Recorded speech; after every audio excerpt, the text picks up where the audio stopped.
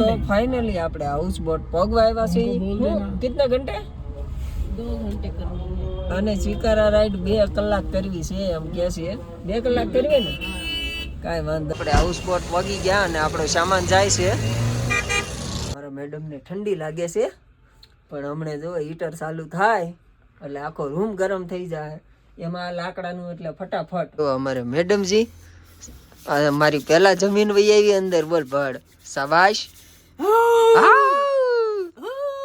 જો કેવો મસ્ત બેડ શણગારેલો છે જો કેવો પણ ટોપ બેડ શણગારેલો છે ને જો કિંગ એન્ડ ક્વીન માટે છે સ્પેશિયલ ઓર આપ કિંગ યસ યસ હાય ફ્રેન્ડ તો જો અમારે મેડમજી ગાડીમાં બેસે છે અને અહીંથી આપણે નવો વ્લોગ સ્ટાર્ટ કરીએ છીએ આજના દિવસમાં હાય આપણને અંજારેલી સાહેબ આપણને લેવા આવી ગયા છે તો હવે આપણે જવા દઈએ ક્યાં જવાનું છે મેડમ હવે આપણે જવાનું છે આજે હાઉસ બોટમાં સ્ટે છે આપણો એટલે હવે જવાનું છે હાઉસ બોટમાં ઓકે તો ચલો આપણે જવા દઈએ હાઉસ બોટમાં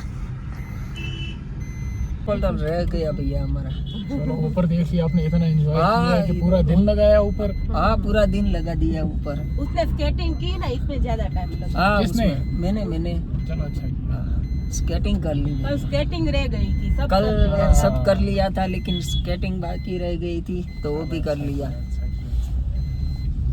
तो આપણે સ્ટે હાઉસ બોટમાં છીએ અને આપણે આજે ફૂલ એન્જોય કરી અને બહુ મજા આવી ગુલમાર્ગમાં તે ભૂકા કાઢી નાખ્યા અને ફોટોશૂટ એટલા કર્યા અને વિડીયો એટલા બનાવ્યા મીન્સ કે રીલ્સ બહુ બનાવી જામી ગઈ ને તને હે હા હા બસ ને બસ અહીંયા નો આવે અહીંયા ગાડીઓ આવે તું ખોટી વાત ન કર તો ફાઇનલી આપણે હાઉસ બોટ પગવા આવ્યા છે કેટલા ઘંટે 2 घंटे करनी है અને શિકારા રાઈડ 2 કલાક કરવી છે એમ કહે છે 2 કલાક કરવી ને કાઈ વાંધો નહીં આપણે કહી દઈશું બરાબર ને तो कल हम शिकारा राइड करेंगे 2 घंटे तक 2-3 घंटे 2-3 घंटे तो हाउस बोट આપણું આવી ગયું છે પગવા આવી ગયા આપણે તો આપણે પહોંચી ગયા છીએ હાઉસ બોટ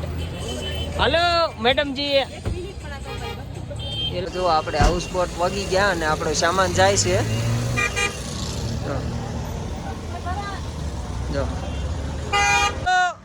બોલો हमारी कैप मो लई लो ने હાલો તારી કેપ લઈ લો બીજું કાંઈ કીટ લઈ લો जो कैप किट में मूकी दो હાલો કેપ કીટ મૂકી દઉં કેપ બરાબર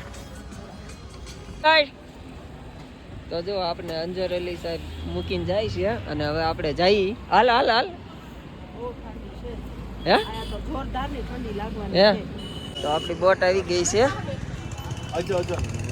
અને આ આપણો સામાન અહીં મુકાઈ ગયો છે હાલ વૈયા હા મજા આવી ને अरे वो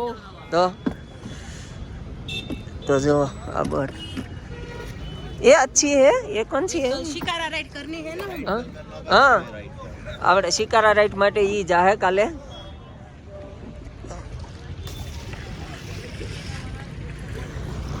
તો આપણે જઈએ છીએ આપણે આપણી હાઉસ બોટમાં જઈએ છીએ તમે જોરદાર છે અને આપણું હાઉસ બોટ ક્યાં છે આ જો આ હમે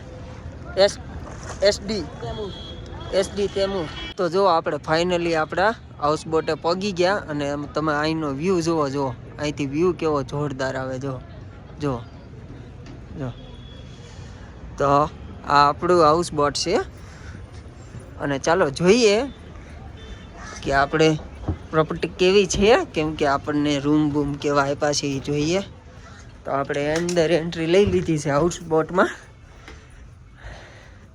તો ચાલો જોઈએ તો જુઓ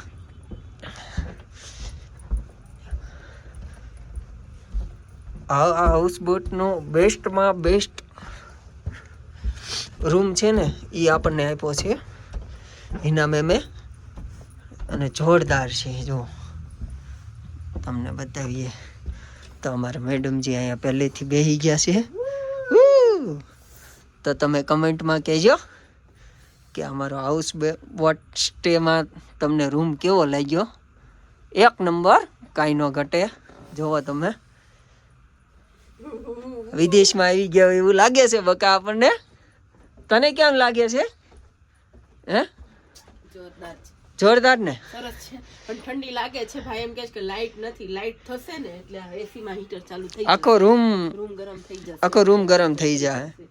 જલ્દી લાઈટ આવે ને તો સારું હવે, કારણ કે ઠંડી ગજબની લાગે છે. કારણ કે બાજુમાં શું કહેવાય લેક છે, એટલે અત્યારે તો લેક પાસે શું કહેવાય લેકની અંદર બોટ મારું રૂમ હોય તો કેટલી ઠંડી લાગે બાપરે. હા બાપરે બાપરે.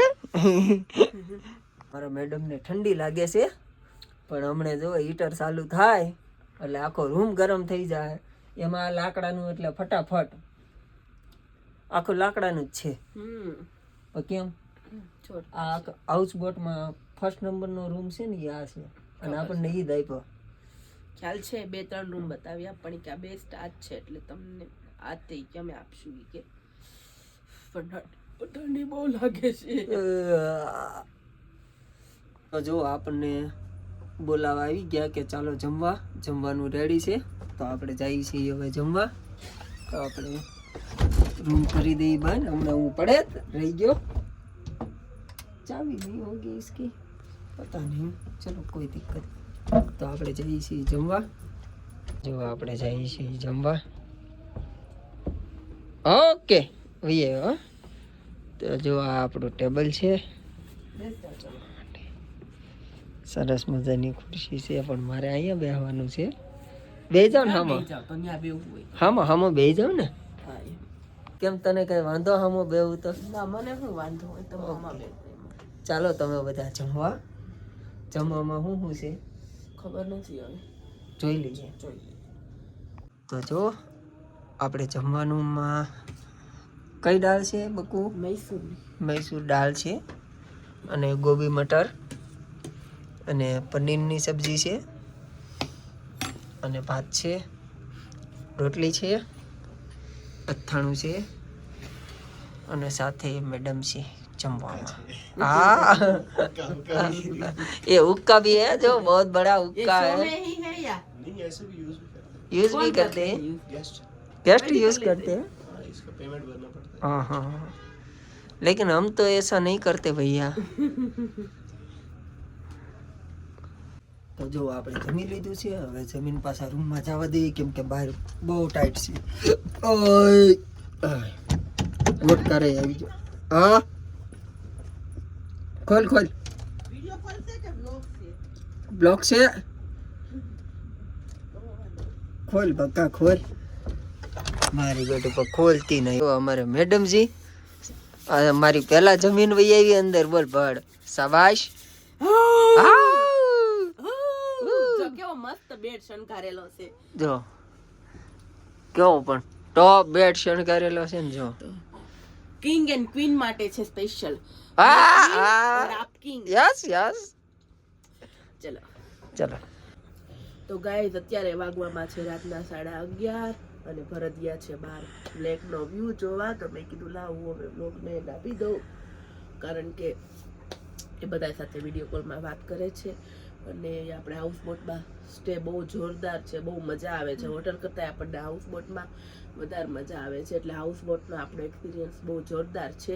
અને બીજું એ કે આપણે તમને વાત કરી હતી કે આપણે જે શું કહેવાય ગુલબર્ગ જઈએ ત્યારે આપણી ગાડી ટંગમાર સુધી તે લઈ જવા દે છે અને પછી ત્યાંથી આપણે યુનિયનની કેબ લેવાની હોય છે જેનો ફિક્સ રેટ જ એ લોકો લે છે, કાંઈ જ ઓછું નથી કરતા। 2500 થી 3000 એ તમે 2 હોય 1 હોય કે 4 હોય અને 4 થી વધારે બેસાડતા નથી।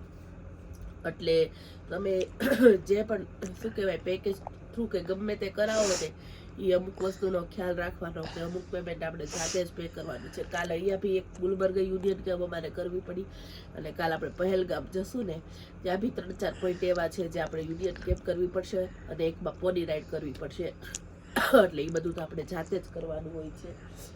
એટલે એનો તમારે પૂરેપૂરો શરદી એવી થઈ ગઈ છે બોલાતું નહીં, પૂરેપૂરો ખ્યાલ રાખવાનો હોય છે। ઓકે, અને પછી આપણે આગળનો એક્સપિરિયન્સ તમને આગળ કહેતા જશું। બાકી ગુલબર્ગ બી બહુ જોરદાર પ્લેસ છે, આખું શું કહેવાય સફેદ ચાદરથી ઢાંકેલું હોય ને એટલો સરસનો છે બધો. પણ આપણને સોનમાર્ગ વધારે બેસ્ટ લાગ્યું કારણ કે ત્યાંનું લોકેશન આપણે ફેઝ 2 સુધી ગયા હતા કે નહીં, એટલા માટે વધારે કદાચ આમાં આપણે ગંડોલા બુક કરાવ્યું હોત ને તો અહીંયા બી આપણે ફેઝ 2 સુધી જાત. પણ ગંડોલા આપણે એટલે બુક ન કરાવી કારણ કે આપણે 3-4 કલાક વેઇટિંગમાં ઊભું રહેવું પડે, પછી આપણો વારો આવે. અને પહેલાં તો આપણે 2-3 કિલોમીટર ત્યાં ચાલીને જવું પડે, પછી આપણે લાઇનમાં ઊભું રહેવું પડે, અને પછી માંડ આપણો વારો આવે તો આપણો આખો દિવસ સ્પોઇલ થઈ જાય. એની કરતાં એન્જોય બેટર છે નીચે એન્જોય કરીએ, કારણ કે બધે જ હોય છે, જેવું નીચે છે એવું ઉપર છે, અને ત્યાં ઓક્સિજન સાવ માઇનસમાં હોય છે.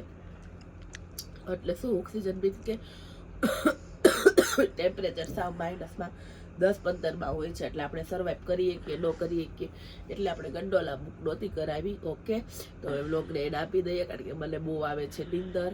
તો મારો આજનો વ્લોગ તમને કેવો લાગ્યો એ કોમેન્ટમાં જરૂરથી કહેજો. ફેસબુકમાં અમારો વિડીયો જોતા હોય તો પેજને ફોલો કરી દેજો.